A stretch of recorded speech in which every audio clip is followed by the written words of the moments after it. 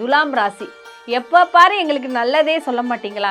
எந்த வருஷம் பார்த்தாலும் துலாம் ராசிக்கு மட்டும் ஒரு இக்கு வச்சு சொல்றீங்களே. துலாம் ராசியை பொறுத்தவரை இந்த ஆண்டு ரொம்ப சிறப்பாக தான் இருக்கும். பதவி விஷயமாக, வேலை விஷயமாக, தொழில் செய்கிற இடத்துல குடுக்கல் வாங்கல் பிரச்சனைகள் வருவதற்கும், தொழில் சார்ந்த கடன்கள் வருவதற்கும் வாய்ப்புகள் இருக்கு.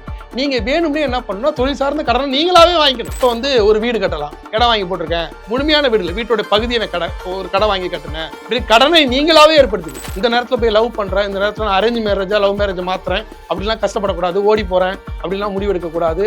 தப்பான ஒரு வாழ்க்கை அமைச்சுக்குவீங்க, அது ரொம்ப எச்சரிக்கையா இருக்கணும். இந்த நேரத்தில் நிரந்தரமான ஒரு தீர்வை தேடக்கூடாது.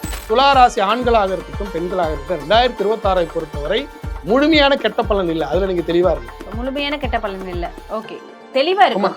அதுல நீங்க தெளிவா இருக்கணும். ஏன்னா துலா ராசியை பொறுத்தவரை இப்ப உங்களுக்கு நவம்பர் வரைக்கும் 5ஆம் இடத்துல ராகு. 2026 பொறுத்தவரை சில இடைஞ்சல்கள் இருக்கும். சொத்து வாங்குறதுல, இடம் வாங்குறதுல, மனம் வாங்குறதுல இருக்கதான் செய்யும். அதை நீங்க சரி செய்யணும்னா புரியுதுங்களா, நிதானம் கடைப்பிடிக்கணும். இப்போ அதை நம்ம கை வைக்கக்கூடாது, இடைஞ்சல் பண்ணணும். அதனால அம்மணி அம்மன் வழிபாடு செய்யணும், அண்ணாமலையார் வழிபாடு செய்யணும்.